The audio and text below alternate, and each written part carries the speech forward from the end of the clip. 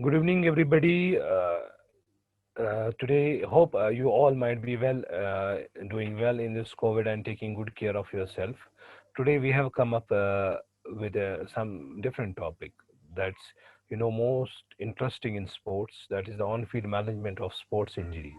So, what is the need of the hour is that it's not only the rehabilitation and prehab that's important in as far as a sports physio is concerned. The important thing is that how you manage the injury whenever the injury occur, how you manage it. So let's start with how can a sports physio help first. The important thing is injury prevention, otherwise you call it as prehab. So there are different kind of multimodal exercises, different approaches that you can use so that you can prevent the injury, you can reduce the injury rates. Second is injury management and rehabilitation. If there is an injury, how you will be managing it on field, off the field, and then the rehabilitation. And third one is the sports performance. So injury management and rehabilitation. Before we go into it, okay, after this. So in this, what we do, we manage the pain. If there is any kind of pain is there, whenever there is an injury, it's associated with pain. So we manage the pain. We educate then athlete about the postural education, fine. Then go for the joint mobilization and manipulations, this and all, specific rehabilitation exercise. For example, if there is an ankle injury, different exercises, shoulder injury, different exercises, elbow injuries, like accordingly you design the program, you tailor it as per the individual demands. Then strapping and taping, when we have to strap, when we have to tape, what are the different methods of taping.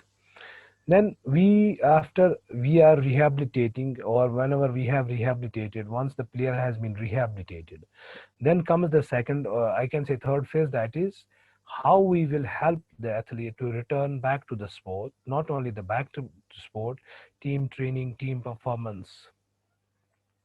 And sometimes we feel like we should refer the athlete to orthopedic surgeon, to other general surgeon, maybe to a cardiologist, to a neurologist, neurosurgeon.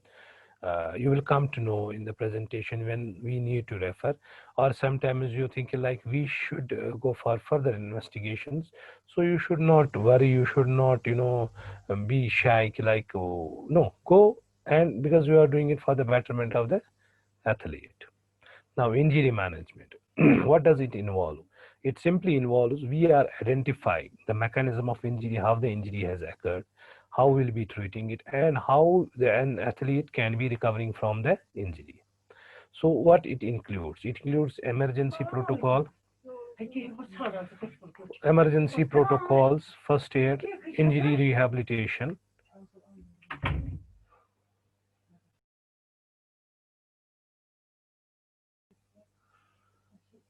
and conditioning. What are the aims and benefits of good injury management? So, we prevent additional pain or discomfort because that may hamper our ongoing treatment process and rehabilitation.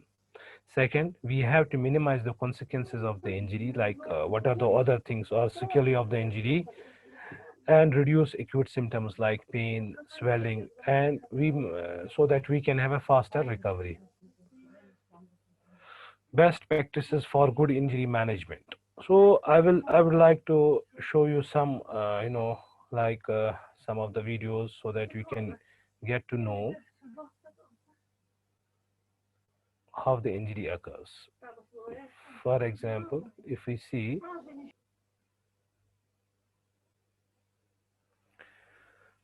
so an injury, as soon as the injury occurs, it need to be evaluated. So how you can be evaluating it? It's danger, response, airway, breathing, circulation, so that we can determine its the severity. Second, if emergency is not needed. I will show you first the emergency. If you see head injury, in this case,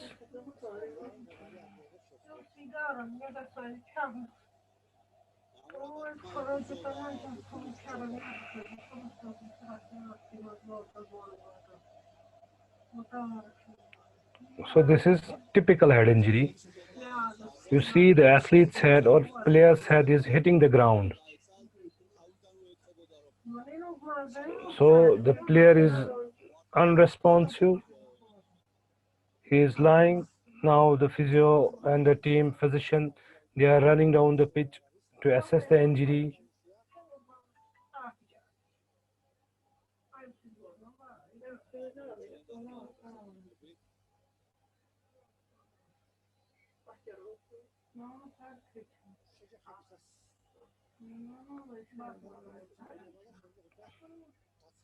See, they are trying to lift him up, but the player is unsteady. See, he is not able to stand properly.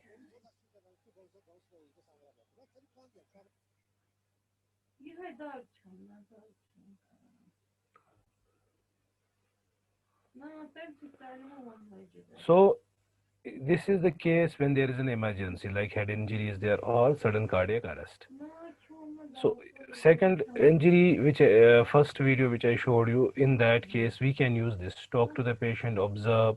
Even though when we are observing from the field, off the field, like how the player got injured, so it can give us an idea and a clue, like what is the mechanism of the actual injury.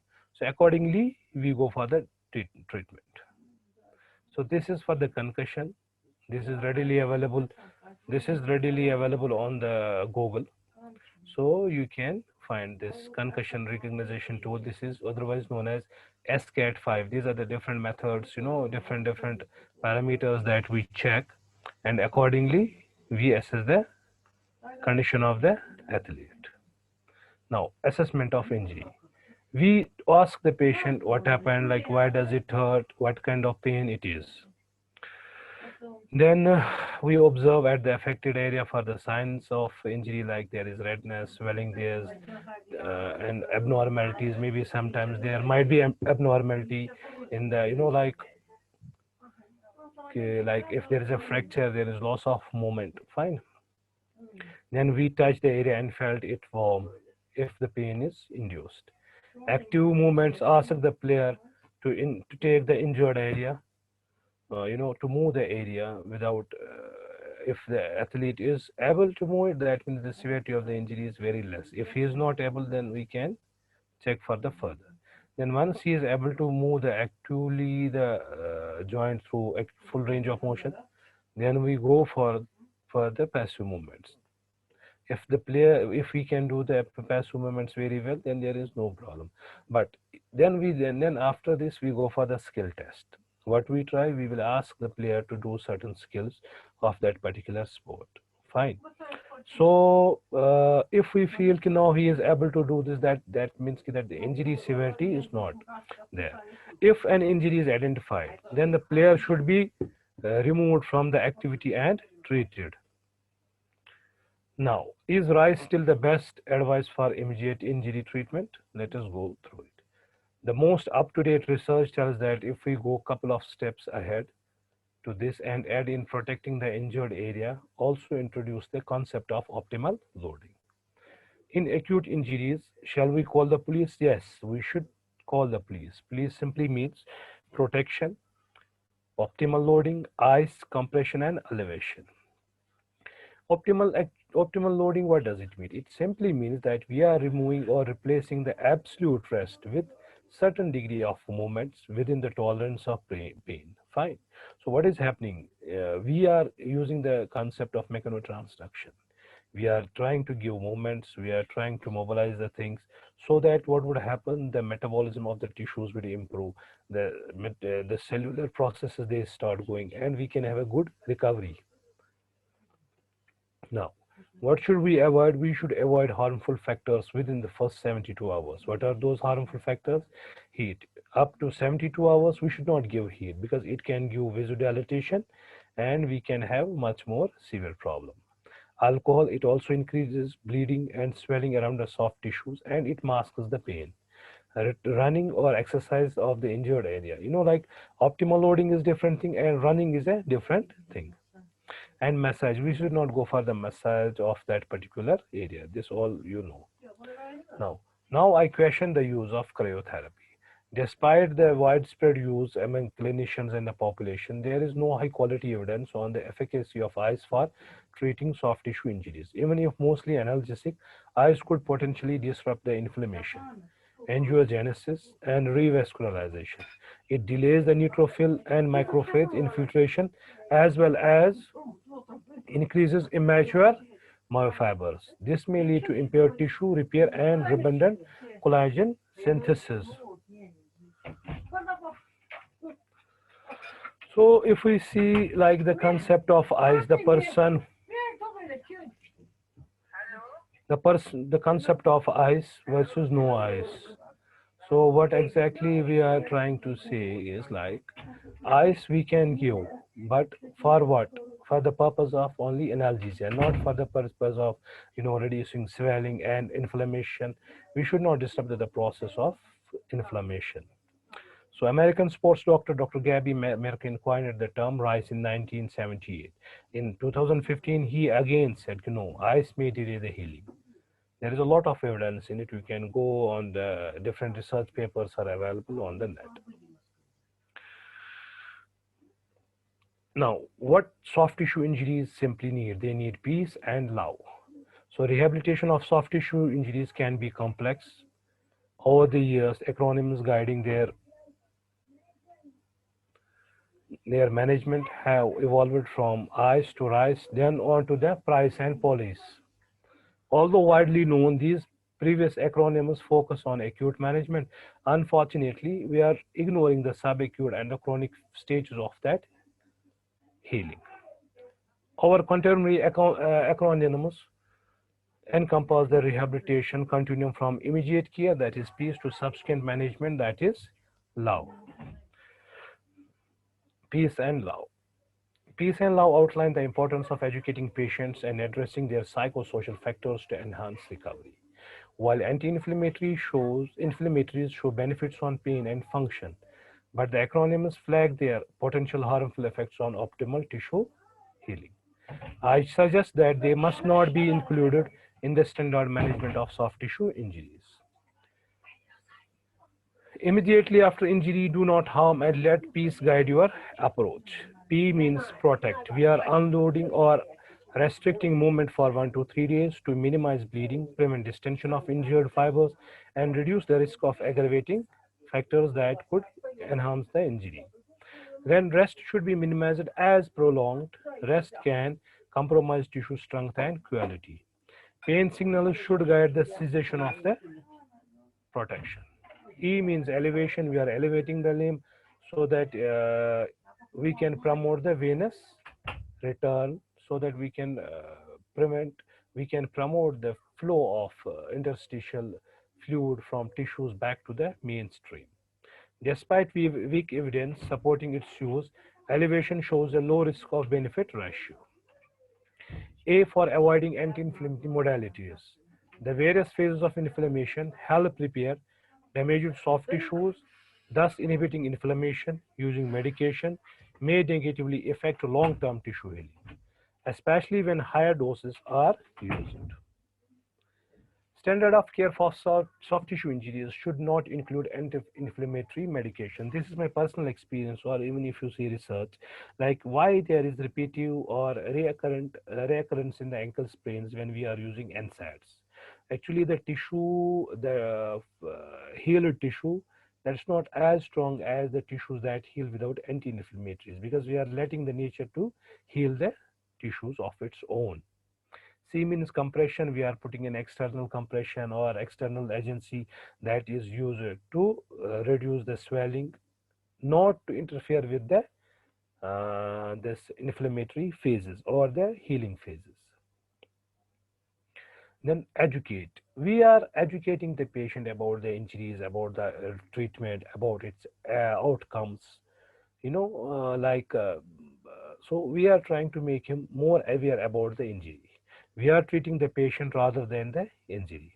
So passive modalities such as electrotherapy, manual therapy, early after the injury or have insignificant effects on pain and function compared with active approaches. Active means what then athlete is doing himself.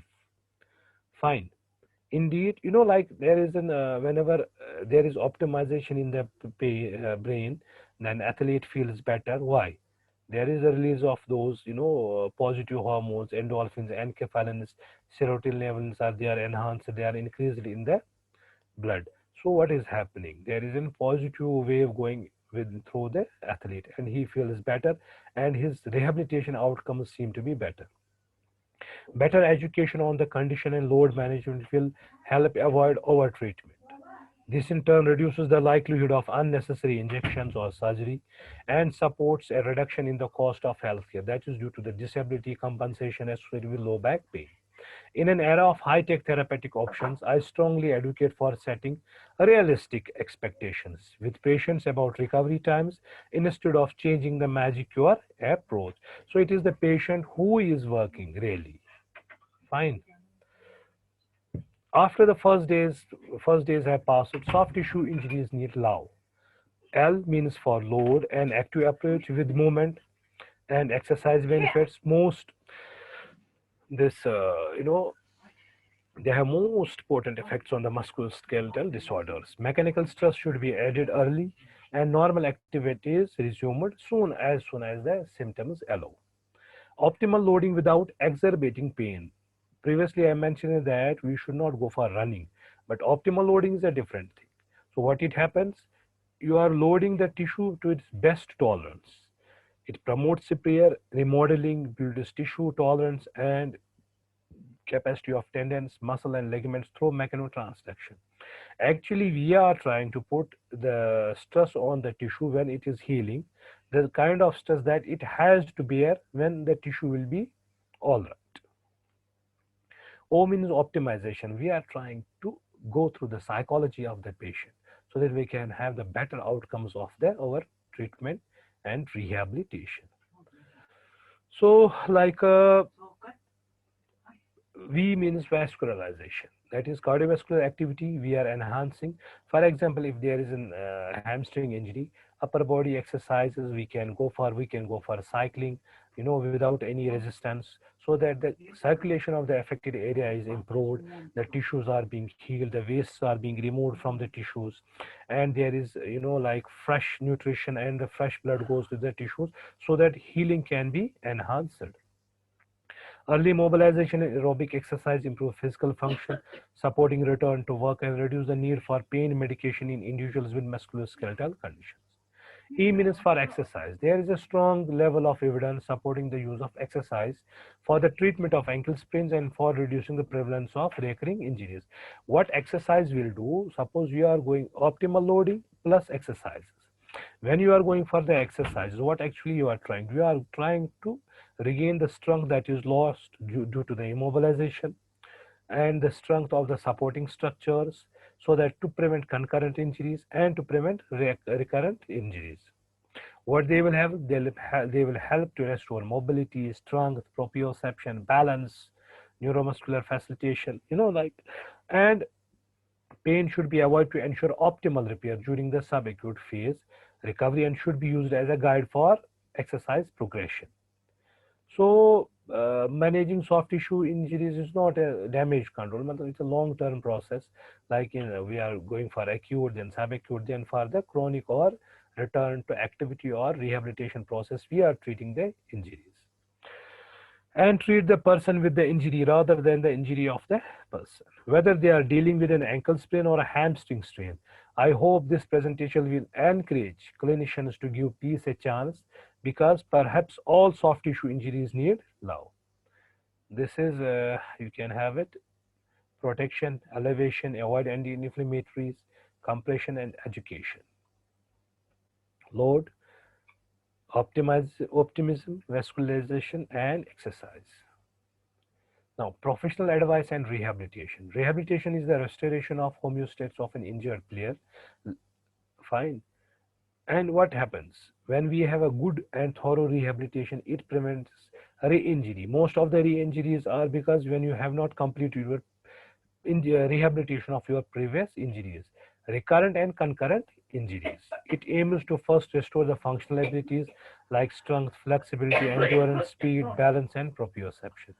Secondly, to restore the sport specific abilities like jumping, kicking, throwing. Return to play. So, criteria for return to play or performance and team strategies. No pain, no swelling and stiffness of the injured part. Limb symmetry means suppose if right is affected, we compare it with the left. So it should be 90 to 95%. And still, even if you have 92 or 100%, there is no guarantee that there won't be any further injury. Injuries, they can happen, they can occur, they can happen. But this is something, a criteria towards which we are working. So 90 to 100% pain-free range of motion. What exactly these criteria tell that the health of the tissues, how they have been healed, how about their strength, their flexibility, and other aspects that would be tested when the athlete will return to the play.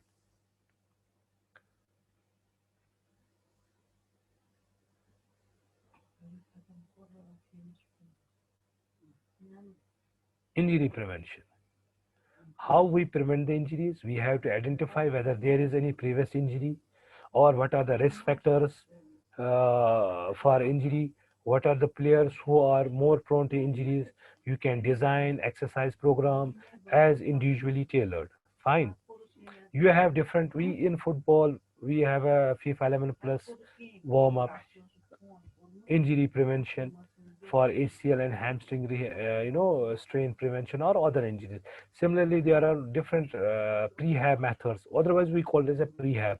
When we have a strength, balance, proprioception, flexibility to peak or to its maximum, there are less likely chances that players would get injured.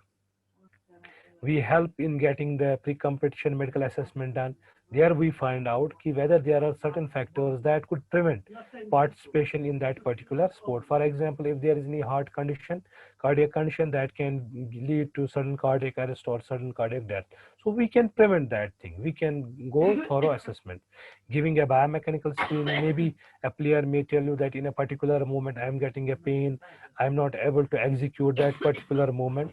So in that case, when you go for the biomechanical assessment, then you try to reduce or minimize those chances.